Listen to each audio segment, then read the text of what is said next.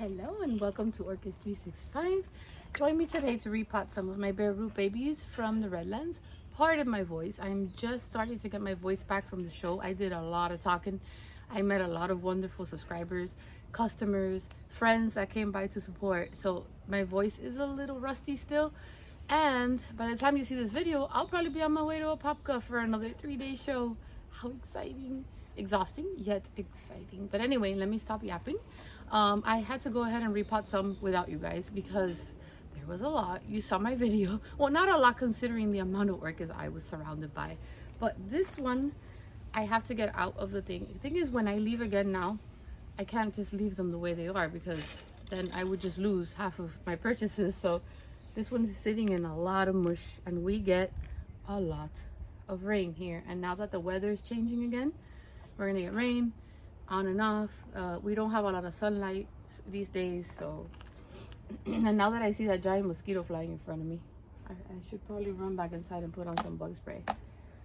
Let's see. So first things first, checking gloves for any hitchhikers. What I like is that a lot of these have that the little metallic stake, so it helps me when I repot it. This one's gonna be the David Sander, and I put a picture, but I'll go ahead and put another one to remind you of how it is. Gentle squeeze. It rained a little bit last night. I have them in a quarantine area, which is what I highly suggest when you bring new orchids home. All the new orchids are quarantining together, so this is how they need to be packed. See all this? Just toss it over there. And don't be afraid. These may have rough root systems, but they can be brought to health. Gotta get it out of here as quick as possible. And another handful, toss over to the compost area. Ooh, Rootsy's trying to grow right there. New growth over here. Checking for any pest down here. It will get sprayed anyway. All of the new ones get sprayed. So did that. I'm probably gonna leave this as is, because when I pop it in the pot, I want it to help me stabilize it. So this is garbage. This is garbage. So this is what I call a prototype. Prototypes are when I make models, when I design things that I want for specific orchids or specific needs. It takes weeks, if not months, to perfect you know, an item, a basket. Since I'm super picky and I want to make sure everything's growing at what it should be growing, so this is one of the test prototypes that I did for the mandala baskets, the orchid baskets that I sold out of in Tamiami because they were new, so I had a very small batch. It can take anywhere between 15 and 24 hours to print one. However, that's not counting how many hours it took us on the software to perfect the item and how many duds or prototype we printed. So this one was beautiful, and it's the one that I decided, okay, this mandala pot is good to go. However, as it was printing, it had a little accident. See?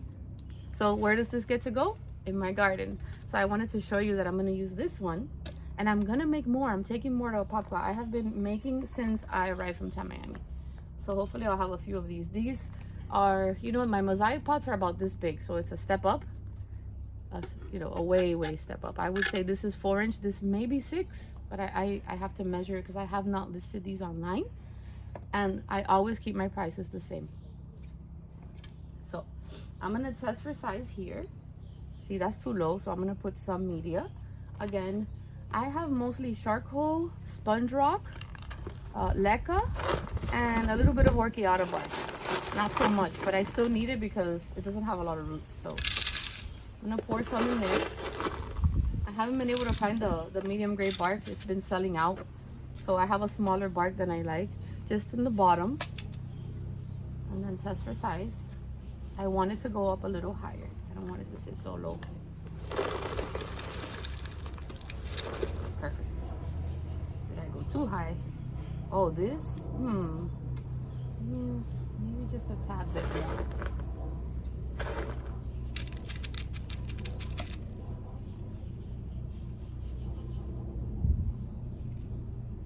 It's cold. You would think the mosquitoes would not be around, but they're still here after all the rain. This seems about right. holding it up because it's a bit wobbly. I want to top it off with leca. I don't want to put so much.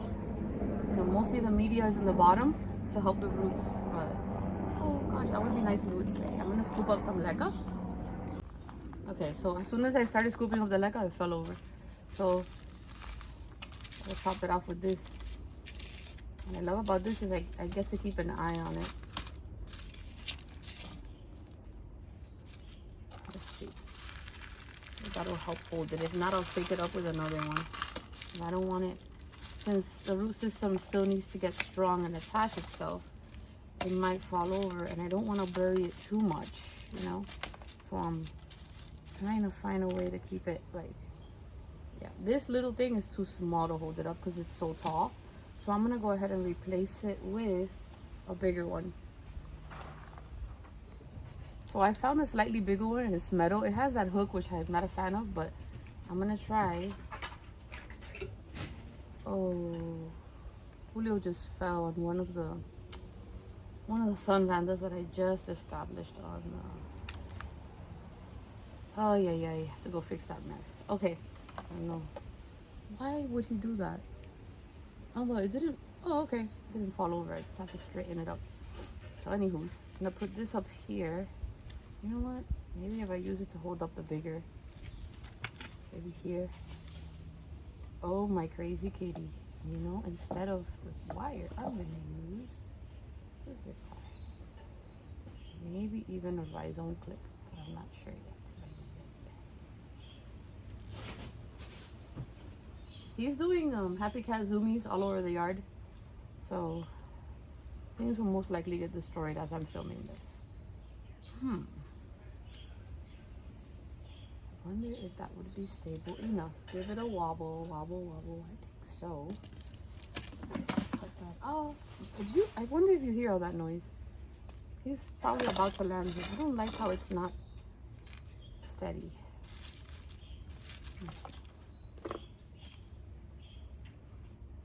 It's a little lower than what I like though.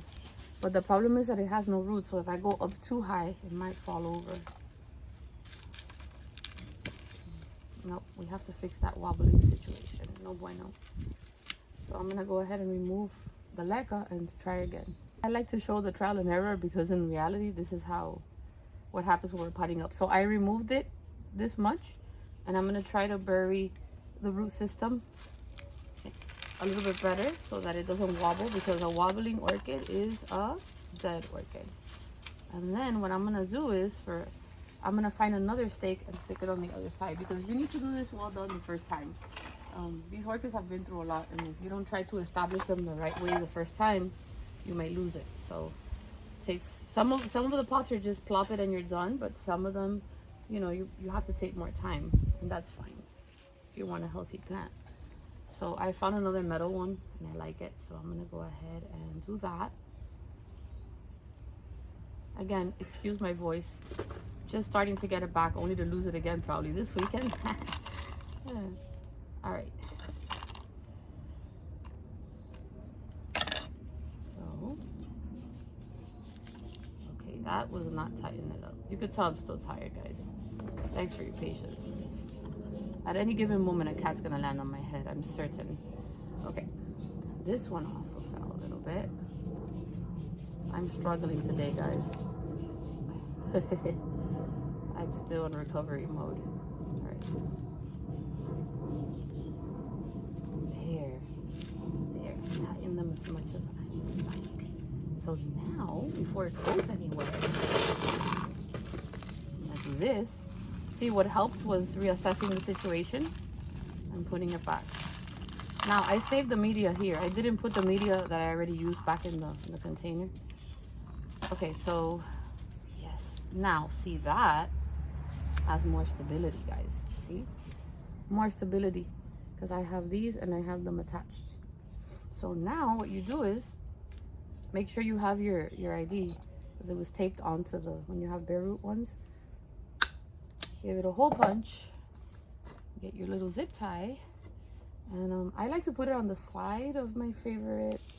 So let's say if I were to want, let's see, which one do you want to be the front? Let's say you want that to be the front, and put it on the side here. And then The back is where I had the boo-boo, but you can't even tell anymore. So I'm gonna put it in the side. And then if I were to decide to hang it later, I could, because with these new orchid baskets, this one's the mandala. I'm working on one that has an actual orchid on the front, and I'm gonna call that the orchid. It's gonna have a beautiful big Cattleya stamp, and it's gonna look amazing. I'm probably gonna show it to you. I'm gonna show you the prototype, but look how pretty that looks, you guys. Look. So I'm gonna put seaweed and I'm gonna fertilize it, and then for preventive, you can, you know, put some neem, or you can put some you know, insecticidal soap or anything. I got to take a good look at them and they look clean, but if you want to do it for precaution, like I do my quarantine area, they will probably be there for a month or even more before they go into my collection. So yeah, this is the mandala orchid basket, and this is a wrap for this repot. I hope you guys enjoyed it. Stay warm, it's going to be very cold, and in a pop gut it's going to be in the 30s. So if you see a person selling pots that looks kind of like an Eskimo, that'll be me. But I'll catch you in the greenhouse if you're in the area. If not, I'm going to try to shoot a live on Friday when I'm all set up. Okay guys, with that being said, take care, happy growing, and always remember to please be kind. Bye.